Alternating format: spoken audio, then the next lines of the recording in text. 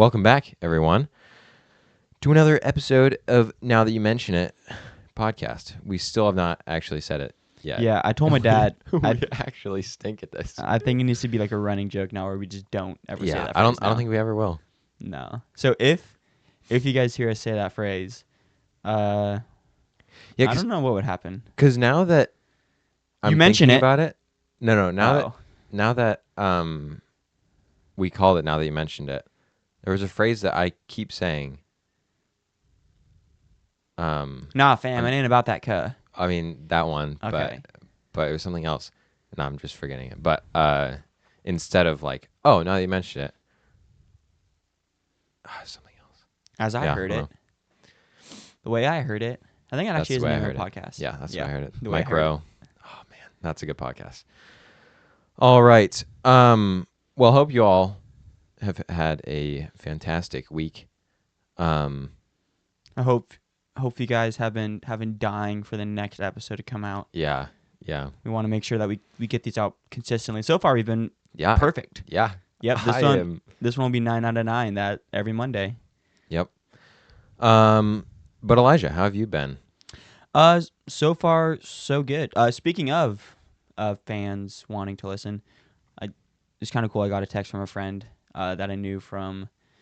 It was a couple years ago. I haven't seen him in a couple years, but he lives in Idaho, and he texted, "I listened to the podcast while I work, so big fan of it." So that's great. Yeah, that's awesome. It's awesome. So, I mean, he knows who he is, obviously, because he listens. So thank you for reaching out. Appreciate it. Even if you guys don't have my phone number specifically, you can reach out on Spotify, on our email. Now that you mention it, pod@gmail.com. Let us know what you think of the show. Anyway, so yeah. My week's been pretty good. It's been interesting because at work, I'm taking a new role at work, and I'm training somebody to take my job. But the guy that I'm training only speaks Vietnamese. He does not speak English. Does not speak a word of English. He knows like okay. Wow. Yeah, but so it's been. How long has he lived here? I don't know. He's in his 50s, I think. Okay. But it's kind of difficult to teach an old dog new tricks. Well, no, he's picking up pretty easily. Oh, okay. But like language-wise, I don't know how long he's been in here, so I don't know how long he would have had to learn. But it's just been a lot of like over-exaggerated hand motions, and Google Translate have been what I've been having to use to train him. But yeah, so that was interesting. That's kind of cool. Yeah. Does he try to talk to you in Vietnamese, or does he just not talk? He'll speak in Vietnamese, but it's like in Vietnamese with like over-exaggerated hand motions. So like I pay attention more to the hand motions than I do to actually what he's speaking, because I don't know any Vietnamese. Okay. Yeah. And then he what was I gonna say?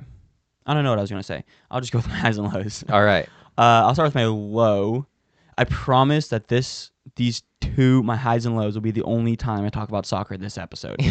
I can't really promise that, but I will do my best to make sure that these are the only times. So just get it out of the way here. Low, I realized this week how out of shape I am. But the reason I realized that is because I'm trying to get back into shape. Mm-hmm. So like I found like a 6-week program to get back in shape for soccer specifically. Not that I'm going to like play for a team or anything. I just want to get in shape. And I was like, well, I play soccer. They're really in shape, so I want to get into soccer shape pretty much. And it's like a program. You have rest days, and then some days you do sprint workouts. Some days you do distance workouts. Some days you do like hybrid, because you can't really train one or the other in soccer, because if you just train endurance, you're going to be tuckered out because there's plenty of sprints.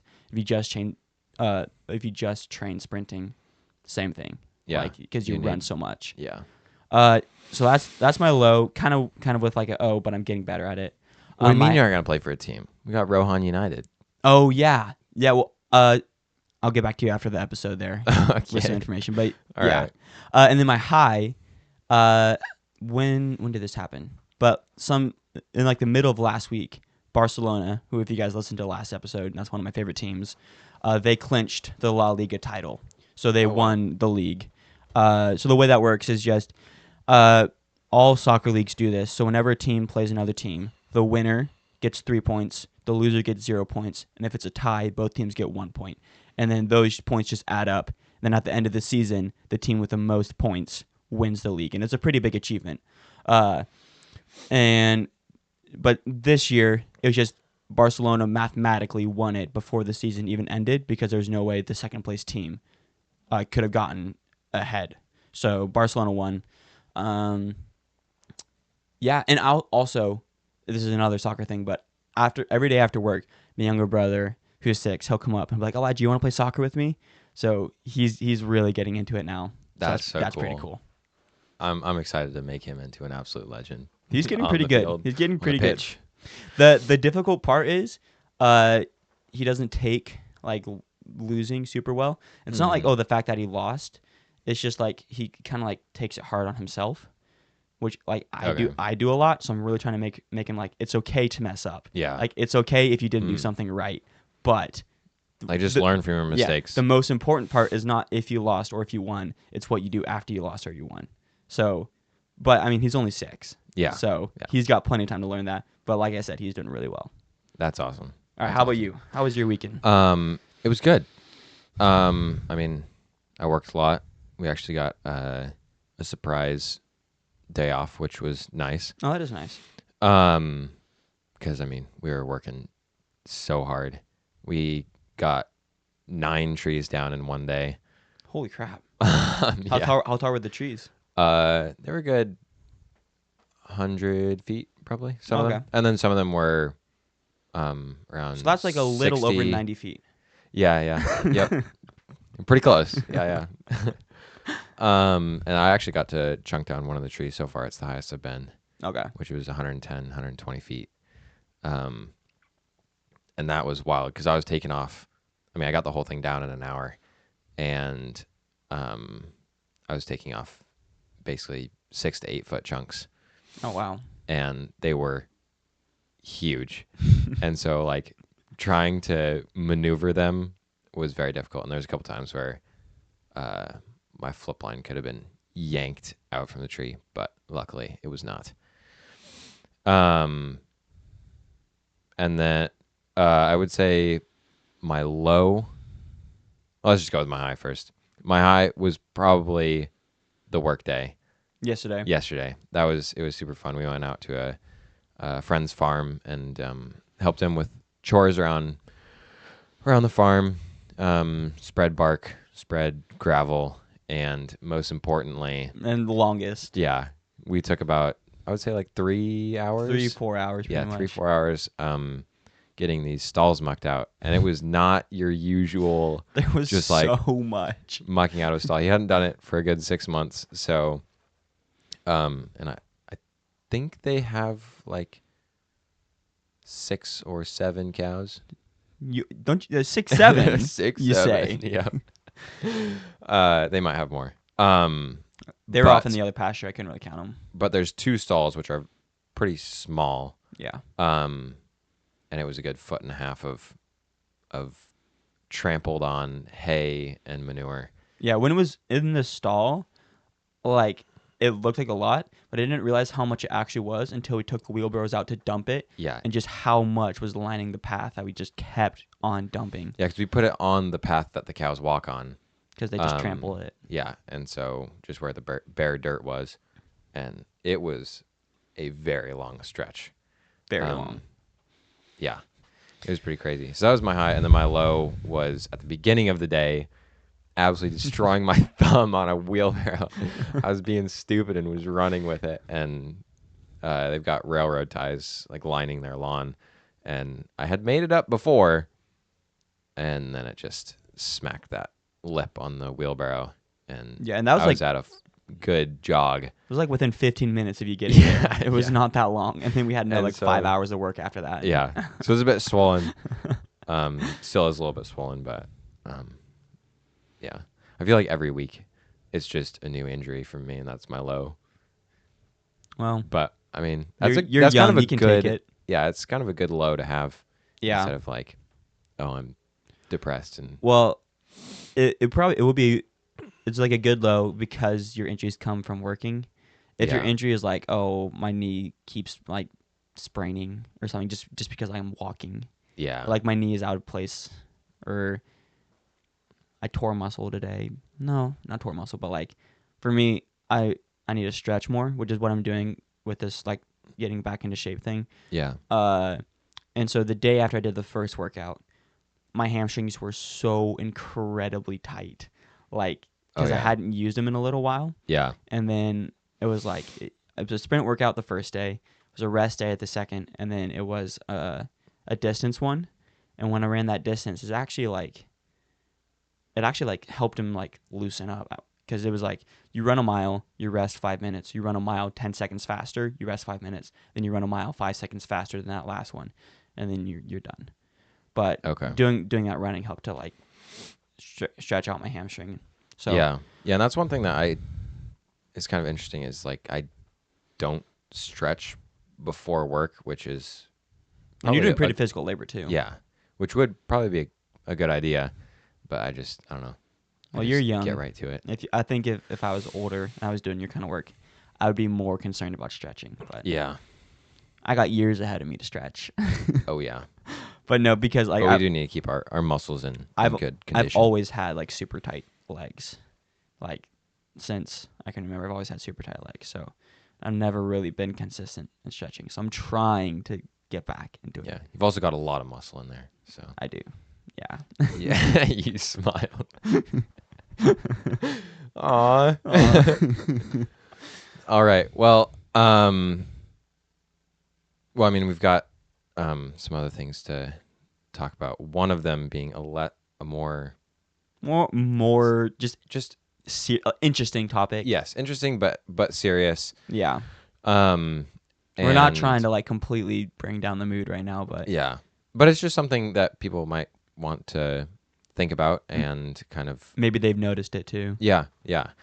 And this thing is the world kind of Desensitizing, yeah, basically. desensitizing us to the idea of death Yeah. because I mean, there was a video of this girl in I think it was Chicago. There was just a dead body on the ground Mm-hmm. and she just like walked by it and videoed it and then just kept walking like it was nothing. That is weird. And that was like kind of, I mean, definitely saddening to me because she wasn't really there to help him or do anything. It was just kind of a fact of living there. It's like from her position, Okay. you're just like, okay, this is just what happens, which is really sad that she wasn't Yeah. like trying to help in any way. And I know like, well, I mean, he's dead, so Yeah. but I know like I didn't really know the condition oh, okay. or the, I guess um, The context. the Okay. context of the situation. I know like jobs that have like high exposure to death, so like paramedics, funeral directors, doctors, like they kind of become desensitized to death just because it's so much a part of their job Yeah. that they don't it's not that they don't really care, or even with animals like veterinarians, like it's not really that they don't care, it's just like there's just so much that they have to deal with every day that if if they let each one affect them, they couldn't do their job properly, and then they wouldn't be able to help someone who could live if they kept letting each death affect them. Yeah. Um, Or like soldiers in war, where like if it's someone close to them that dies, that will probably really affect them. yeah. But like as a whole, they can't really let And they're also killing people they like yeah willingly, which, I mean, we are commanded to do if they are endangering yeah your family, and not necessarily you, because I'm trying to remember the verse, but it was something about like if you are in danger, it's kind of your decision as to how much force you want to, like if they're actually going to kill you, okay then like self-defense is a very good thing. But if they're in any way close to or in the I can look it process up. of um, attacking your family, Mm-hmm. then you must uh, not do the most you can, but like I don't know, you're not just supposed to like shoot them, but you're supposed to protect them in a different way than you would just yourself. But I mean, we're kind of desensitized to death because the online presence of it. Yeah. So There's a lot of oh, there's a lot of car accidents and like just horrible deaths on Instagram because mostly. there's so much cameras everywhere, Yeah. and this was something I came across in my research that was interesting, is like back before, well, long before the internet, like medieval ages, even earlier than that. Uh, if someone died in the village, it was usually someone that most people knew because everything was so close Yeah. together then. Uh, and with the spreading of information as people grow and people get and like societies get bigger, you get exposed to much more death online that you don't like. You don't know that Yeah. person at all, and so you're kind of like, well, that's sad, of course, but I don't really know that person. That's not really going to affect me. Uh, so and then it just kind of become a bigger and bigger thing. And then also this is interesting that I didn't really think about. Um, Going back to the old days, if someone died, they were gone. Like there was really nothing you can do. Maybe they had a picture or something. Yeah. Now if someone dies, they can still live on through pictures, through videos, through like different ways of remembering them that they can get preserved like online. So while they are still gone, the memories are still there and are like preserved in, well, whatever definition you downloaded them to your computer or whatever. So it, I don't know if that really takes the sting out. Maybe it even worsens the sting because you remember it every single time. Yeah. But like it kind of, that person isn't exactly completely gone. Uh, like their presence still lives on. Yeah. And another, I mean, just fact of history was that there was hangings in the squares. Right, executions. Yeah. Yeah. And what's crazy is the last one that they did was in the 80s in France, and that was the last hanging, public hanging. Did you know that the same year that A New Hope came out was the last time that they used the guillotine? Oh wow. So yeah, Dang. yeah. So Did you that, know that the inventor of the guillotine was killed by the guillotine? I think I've heard that somewhere. Yeah. I mean, it might not be true. I'm I'm fairly sure it is, I'm but pretty sure it's true. yeah. That seems I feel like very like a common cliche you hear throughout history of inventors dying by their own inventions, yeah. or at least maybe in like stories, people dying by their own inventions. Yeah. Yeah. But I mean, on that, like that's a very public thing. Everybody Executions, sees that, right? and they're kind of desensitized to criminals um, dying. And I mean, it's just kind of it's taken a form in a different way just by videos online, but Yeah, it's still carrying on that that truth that we have to deal with, and not just taking those videos as just like, oh, that's what happened, but that's an actual soul that yeah, God loves, and we should not be just playing it off as a joke, I guess. But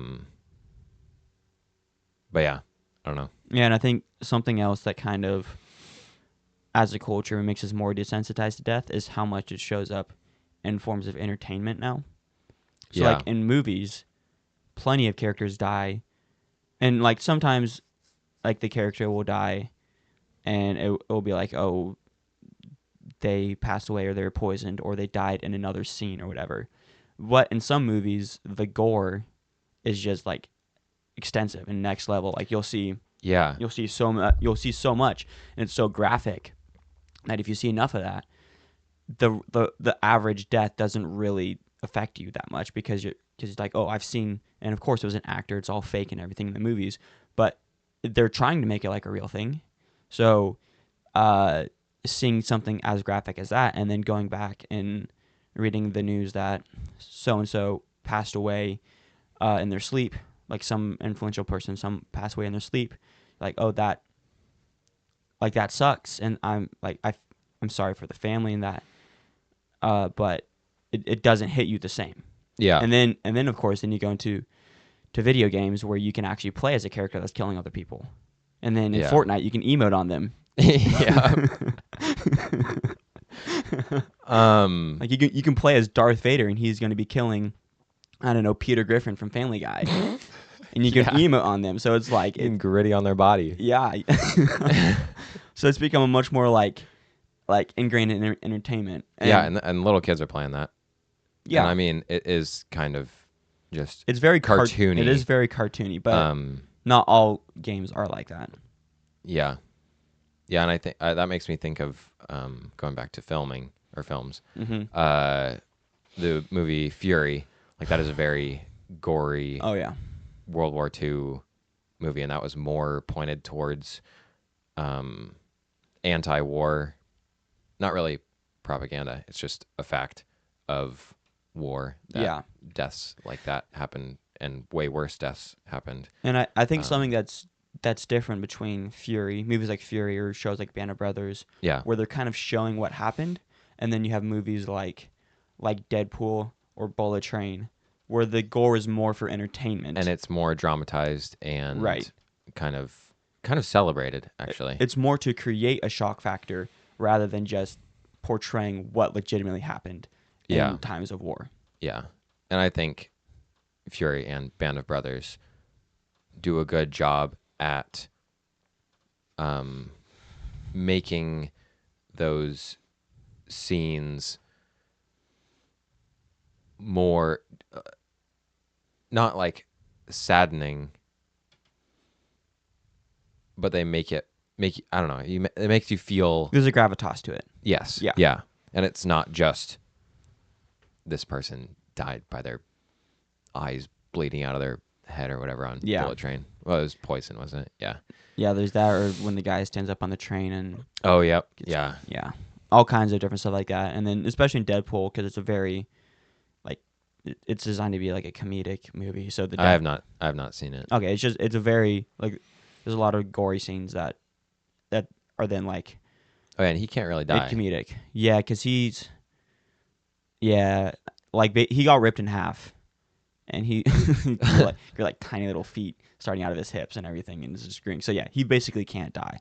I think it's like one scenario, like one really rare scenario that he could die, but I don't know what that is. I'm not well versed in Deadpool knowledge. Yeah. I used to be a big Marvel nerd, but I just don't really enjoy it that much anymore. Actually, I wasn't really a Marvel nerd. I just enjoyed the Marvel movies, and I knew a lot of facts about them. But yeah. Yeah. I mean, I don't really have any solutions as to the like how to be, I guess, sensitized to death other than Because we obviously like I don't think we can go back to the way we viewed death before the internet was around, like as a people, Yeah. because yeah, no. it's just so like become a part of society. Society calls. But I think like I don't know.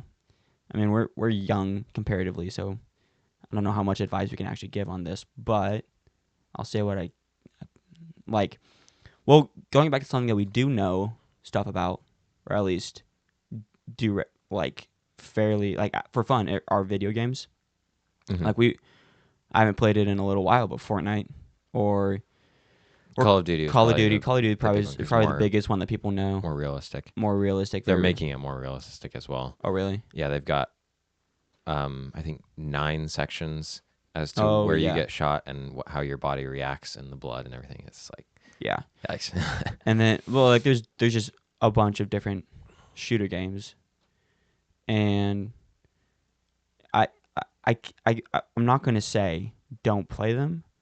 I will say probably, I don't know, play them in moderation if you are going to, Yeah, because if you I would don't, say. I mean, there's many different reasons, like productivity, just being a producer or like a part of society, functioning member of society, society.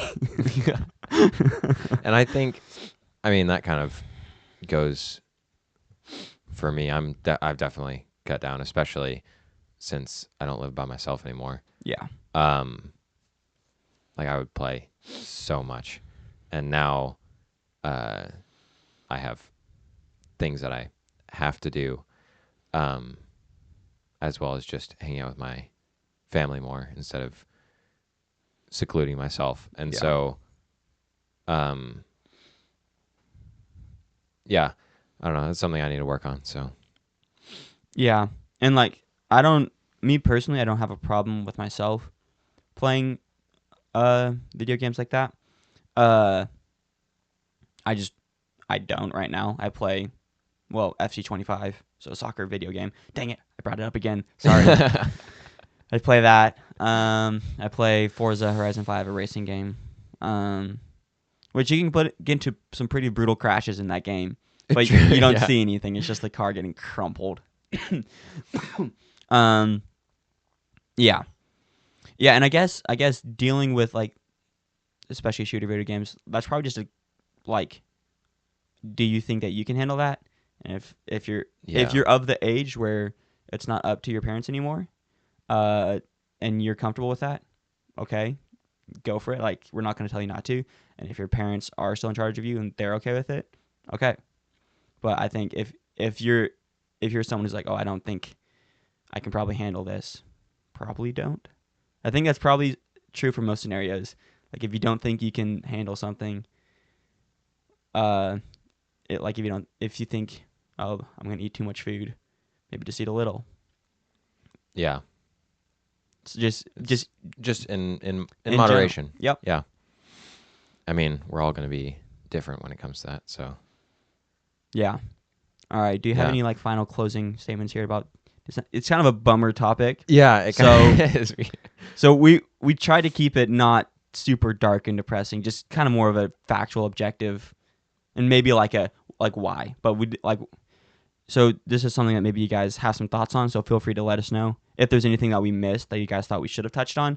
Let us know. Maybe we'll go over in the next episode. But um, yeah, I guess like we obviously can't, like I said, we can't completely be sensitized to death because that's probably actually not a good idea. Yeah. If you let every death affect you. However, well, we can tell you that as Christians, we believe that once a human body dies, they're going to either spend eternity in heaven or eternity in hell.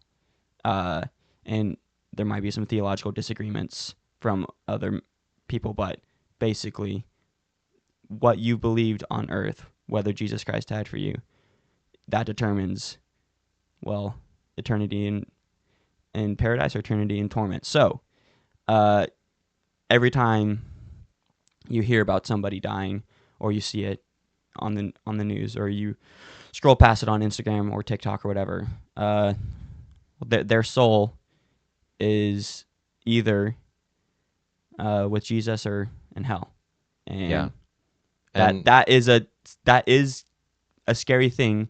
It should be a scary thing for non-believers. For us Christians, we should not be scared of death, but we should also not be welcoming of it either, because we recognize that is, well, it's an eternal judgment. yeah. And I think when you do see or hear about that kind of death, I mean, just stop and either pray or just think about the the weight that it is. Yeah, because it's pretty. And It's probably the weightiest thing yeah, that there is. yeah. Um, and just yeah, I don't know. Pray and pray for their salvation. Yeah. Well, Moving on yeah. now. Like I said, let us know if there's something you guys thought we said wrong. We'll be happy to hear your criticism. More happy to hear your praises, but criticism will take just as well. Yeah. Uh, like I said, you can email us, comment on the YouTube video, comment on the Spotify. Can you leave comments on Apple Podcasts? I think you can, but I don't use that, so I wouldn't see them. Yeah, I don't know either. So if you can, comment wherever you're listening. Yeah. And now we're moving on to something. Well, I'm what are we doing? What are we moving on to? I'm pretty excited about this. Okay. It's a AP US history practice questions. Practice questions. Yes. Okay. So these are questions you should get or should know on an AP exam. Okay. Oh. Okay. Uno momento. Whoops.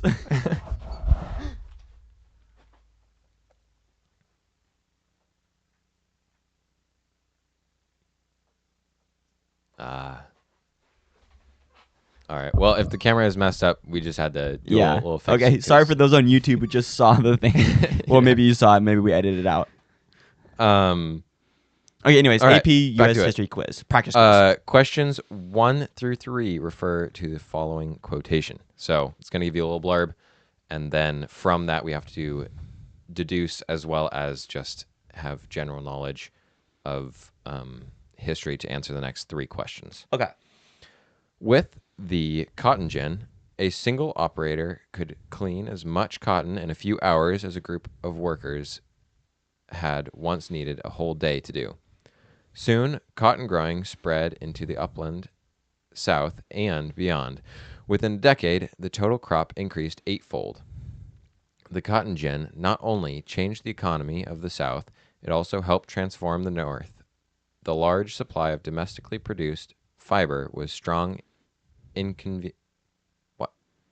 a strong incentive to entrepreneurs in New England and elsewhere to develop an American textile industry. Based on this analysis, which of the following best describes the political and economic developments of the North and the South in the late 18th and early 19th centuries? Wow, there's a lot of reading. Do you know who invented the cotton gin? Oh shoot. Oh no. Eli Whitney. Whitney. Whitney. Okay. Yeah. I would not. Yeah. That's not a name I guess I was familiar with. Let's see. Does it say this? No, it's not. It says the author or whatever of the blurb. A. The North and the South cooperated politically and economically to develop a successful textile industry. B. Both the North and the South depended on legislation supporting slavery. C. The North and the South further separated because of the rapid industrialization in the North and heavy dependence on agriculture in the South. D. As the South began to develop industrially, it became politically and economically independent of the North. So you've got the North and the South North and South cooperating. North and the together. South. Well, this is the third one is separating due to the cotton gin. Then the fourth one is the South becoming more independent because of cotton gin or because of cotton and textiles. And then what's the second one? Both the North and the South depend on legislation supporting slavery. Okay. I mean, I think off the top of my head, I think 3 is probably true because there's obviously many factors to the Civil War. It was not just the North trying to free slaves. That became kind of the objective, or that kind of became a major point after Lincoln issued the Emancipation Proclamation. Beforehand, it was just they did not want the South to secede. So I think the cotton gin allowing people to like purify or like pick the seeds out of the cotton like faster kind of made them more independent because then they were not relying on the North as much for like they could trade the cotton at much higher quality, so Yeah. their economy was booming. They could trade with other countries, and so they they as like a collection of states could become more independent from the North. Um, I don't think the second one was North and the South depending on legislation. Yeah. I don't think that one is true. No, I don't think that one is either. Because at I least from the blurb, and from what I know, the North was like investing in the South's economy because they saw financial profit from it. But I don't think they were depending on legislation that it was about slavery, legislation to legalize yeah, slavery. yeah, No, that's not true. no. And I would have said C as well, um, because I mean I just remember that the South kind of, I mean they wanted to secede, Right. and so that just made another reason for them to be able to secede, was the independence that they got from the cotton gin. Yeah. Um, So and then and B, it would be the opposite because they didn't need the slaves anymore, yeah. and so therefore they Well, could. they didn't need the slaves to do what they were originally doing, but they could just make them do the cotton gin. I guess so. And Yeah. that and like they still need to pick the cotton. Yeah. Because the cotton gin is just I don't really know how to describe it, but I think it's about like typewriter size, maybe it's even bigger. I'll look it up, but I'm pretty sure you just put the cotton in, you turn a little wheel, and that like picks the seeds out, and then you get the just the cotton fibers. Beforehand, you had to pick that out by hand. Yeah. So that sped it up so much. And I think it was it's kind of like a rake or something that goes through it. Okay, yeah, so it is about typewriter size. You guys can look it up. Let's see.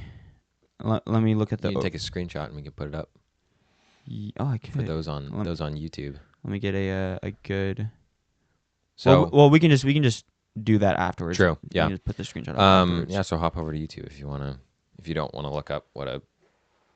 look up our name instead of looking up what a cotton gin. Yes, looks that like. is true.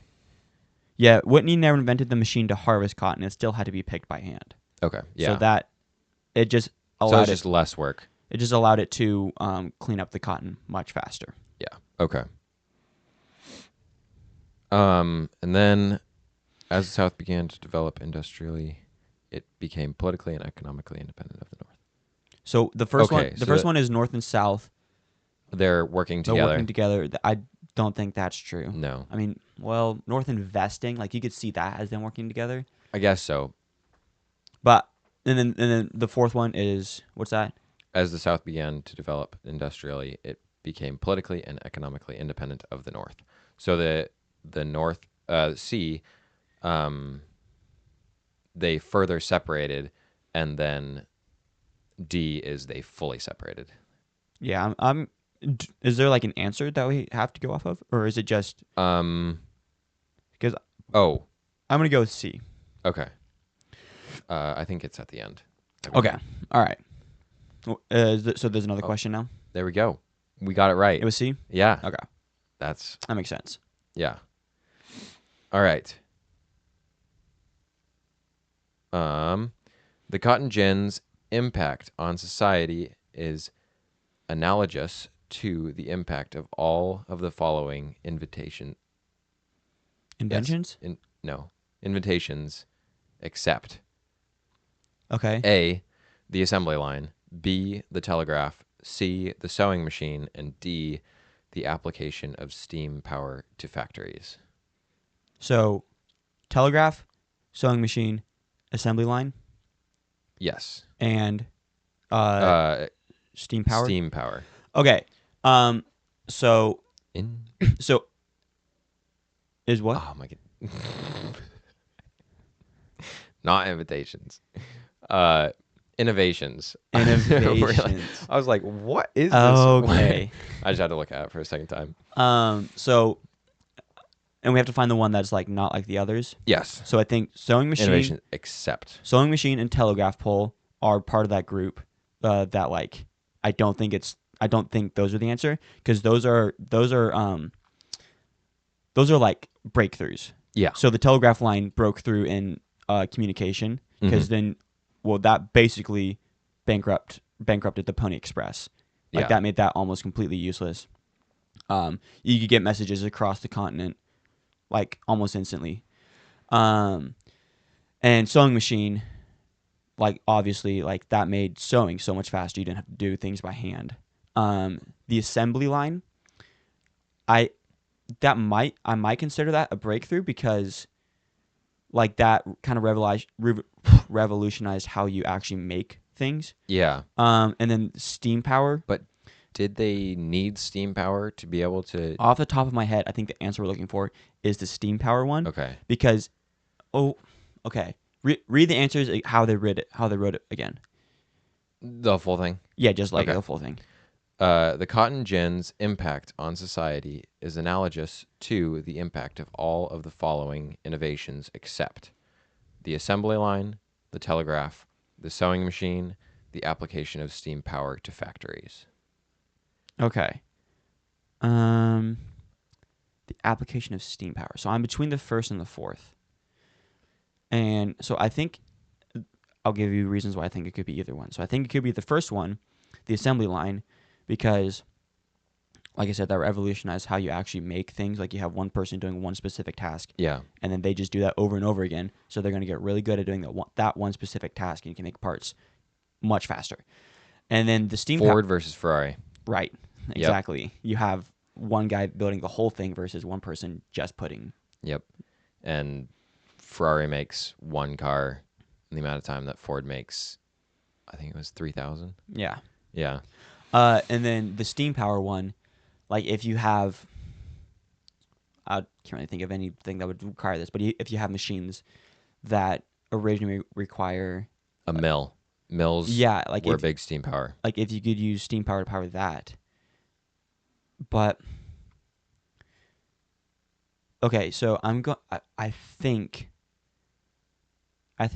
the odd one out might be the first one because you still made parts, you still made things, Yeah. and it sped it up, like for sure. But it's not really an invention, but it did Yeah. it does say innovations, Yeah. which is Innovation. tricky. This is tricky. Okay, it's a toss up from between 1 and 4. What are we going to go with? Okay, so let's think about the conjun here. Yeah, it took a job that originally took a long time, and that as the invention sped it up. So if we're thinking about, so I'm gonna think like mechanically. So we have like a telegraph, we have a telegraph, we have sewing machine, we have the steam power, versus we have like an idea, or not an Yeah. idea of like Or- like a practice Yeah. of the assembly line. So I'm gonna say that one is the odd one out. A? A. Or, okay. A1, however they label it. Yeah. All right. What? Interesting. What do they go with? The telegraph. I mean, I could see that. Maybe it's because that's not really doing with making anything. The cotton gin, okay. you're making cotton. Yeah. The assembly line. Assembly you're line, making you're making parts. sewing machine Right. and, I mean, just factories in general. Yeah, so Interesting, I guess, okay. yeah, we just took it as, like, within the context of that job, like, how does that affect it versus what kind of job they actually do. Yeah. Interesting. Hmm. I mean, I'm fine with that. That question was worded a little bit weird. Yeah, I mean, but, it's only a practice quiz. Yep. I'm True. so We're ready to take I'm it. fine with the answer they gave us, but I'm fine with our answer too. Yeah. Number 3. Which of the following was a direct effect of the invention of the cotton gin? A. The invention of the steel plow. B. The spread of plantation systems into the northern states. C. The development of the Lowell factory system in New England. Or D. The introduction of the factory system in the South. I'm gonna guess B.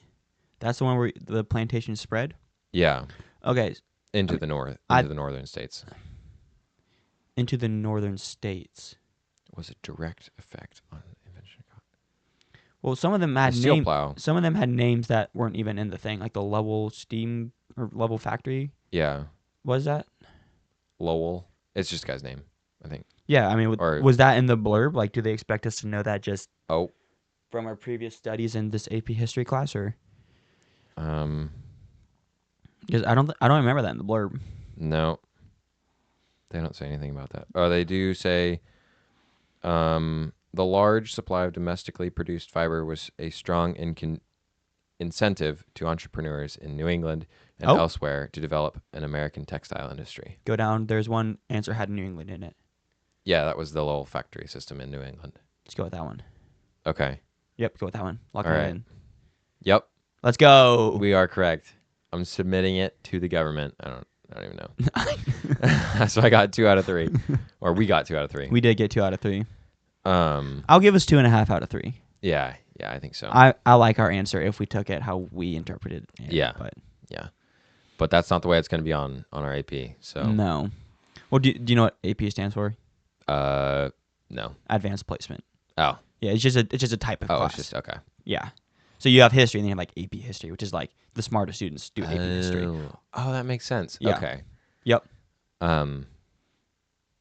Interesting. So like if you're applying to college and then they see that you have some AP classes, Mhm. they're like, "Oh, this guy's like he's doing higher classes." So they'll be more open to accepting you. Okay. Yeah. Okay.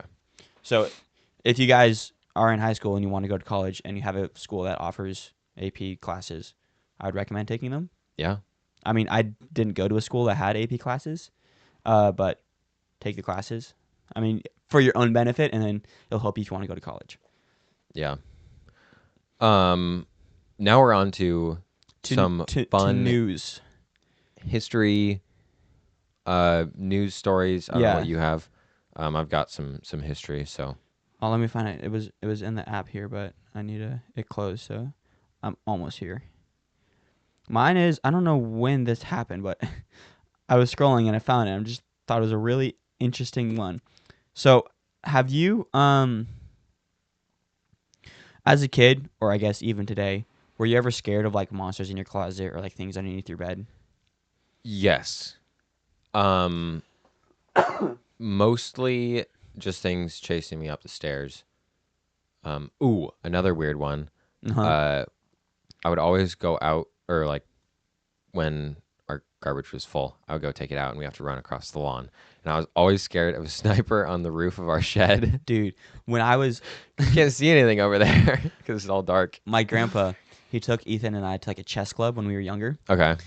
And we where we were driving through the city, there was like train tracks like next to it, and I didn't realize that they were train tracks, and I heard like the train going over it. You couldn't really hear like the whistle, you could hear like the thud thud thud thud. Yeah. I was like, the British are coming, like they're invading us again. I was so scared. Oh, that's And then we went on a hike, or like there's a trail down where we used to live. Mm-hmm. And there was it's like an oil factory, Okay. and they had like it wasn't oil, it was oil refinery, sorry, and they had like the fires. Yeah. And so at night, if we ever went there, I was like I thought glowing. I thought it was like a camp of Romans, like Roman soldiers, because I'd seen like movies and I've read like books about the Romans. Yeah. Like, that's what they would do. They'd have fires in their camps, like petrified me. And then when we moved to our house in Grace Harbor County, when we were in the middle of the woods, one of the punishments that our parents had if we did anything was we would run around the house. Yeah, we had that too. The more severe the punishment, the more laps you had to run. That is hilarious. And if you did something like later on at night when it was dark, Mm-hmm. you would run around the house. And most of the house, there was like, it was surrounded by like grass, so it wasn't too scary. But one side of the house was like right next to the forest. I've never run faster than running past that side of the house each lap around. And I would always, like my brother and I, whenever we do it, we'd always bring our dog with us at night because we're like, I don't know what he's gonna do, but we at least want something there.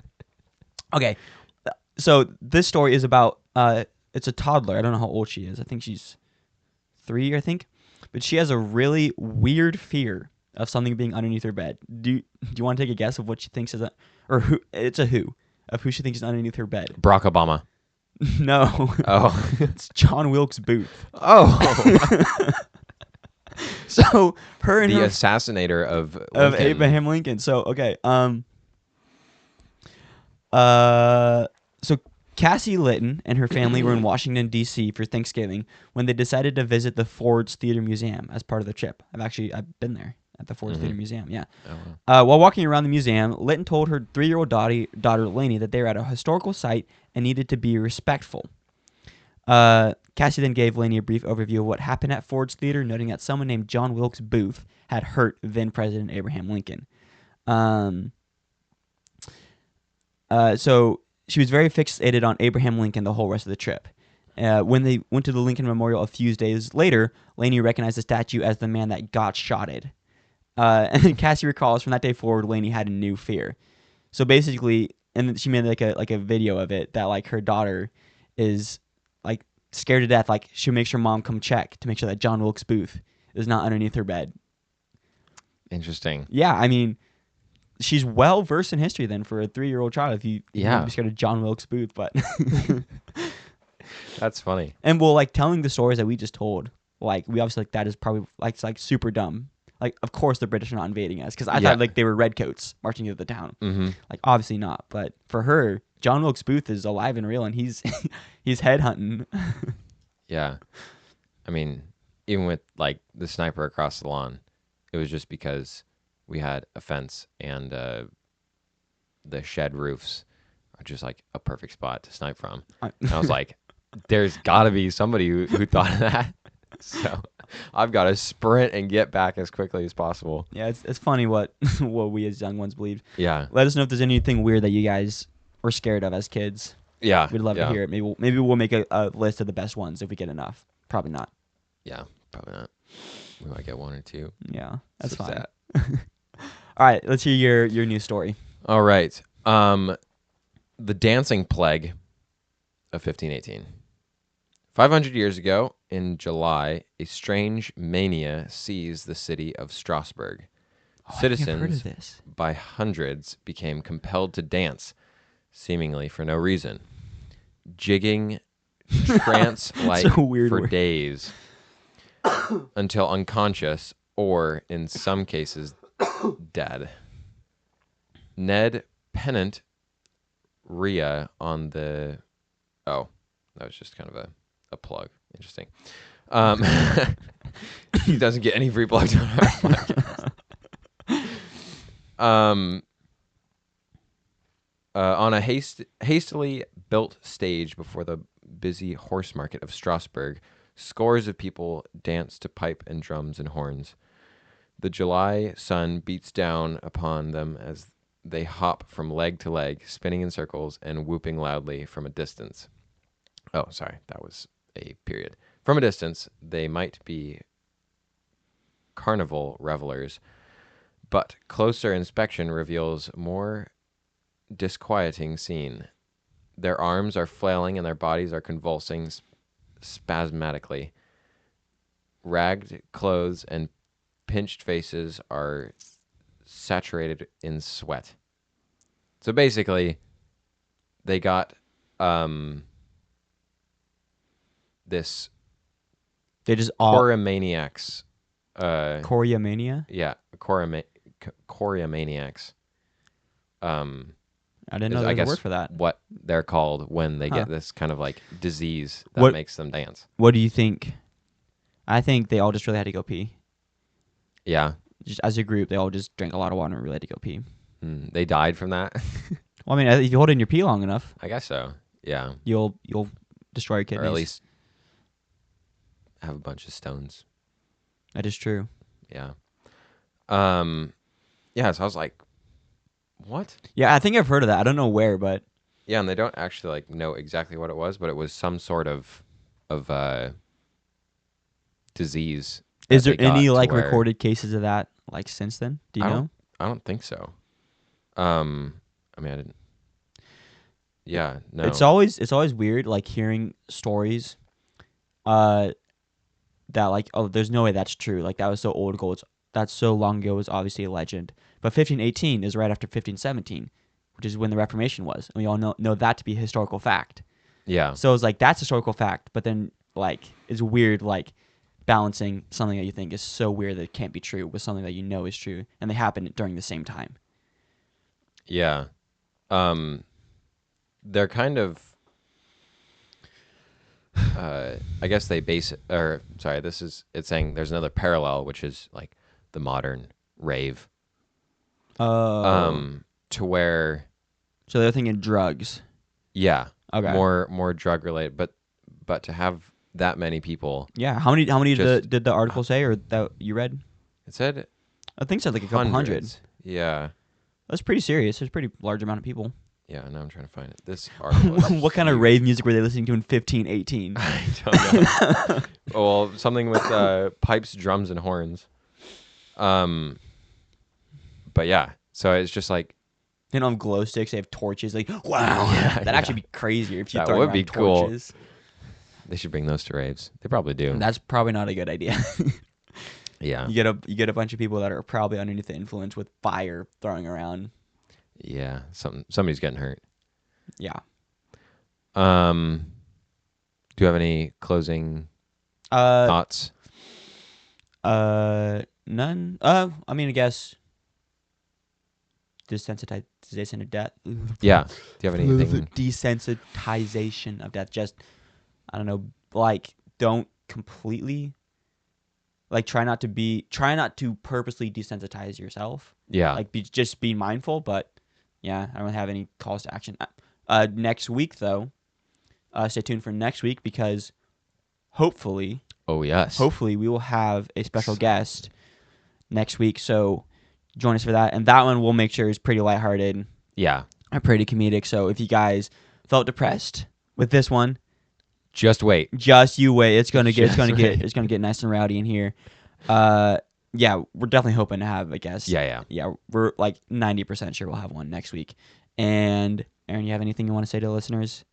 Thank you for listening, by the way. Yes. Even Thank if we have a small listener base, we're grateful to everyone who does listen. We're grateful to everyone who shares, who likes. Yeah. Yeah. I think the best way this podcast can grow, and I mean, we want to grow to Yeah. then continue to do this, is just through word of mouth.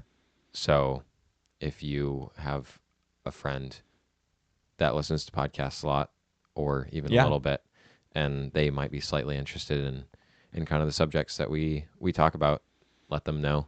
And and even if you don't have anybody that you want to share with, something that you can do to really help us out that will help us get to more people is following us, rating us 5 stars, and like interacting with us. Yeah, That'll just boost interaction, that'll yeah. boost our algorithm so more people will see us. Yeah, I think other than that, we'll call it here. Thank you Yeah. everybody for listening. Thank you. And yeah, stay tuned for next week where we will have a special guest. All right. Very exciting. Adios. Good to see you, and goodbye.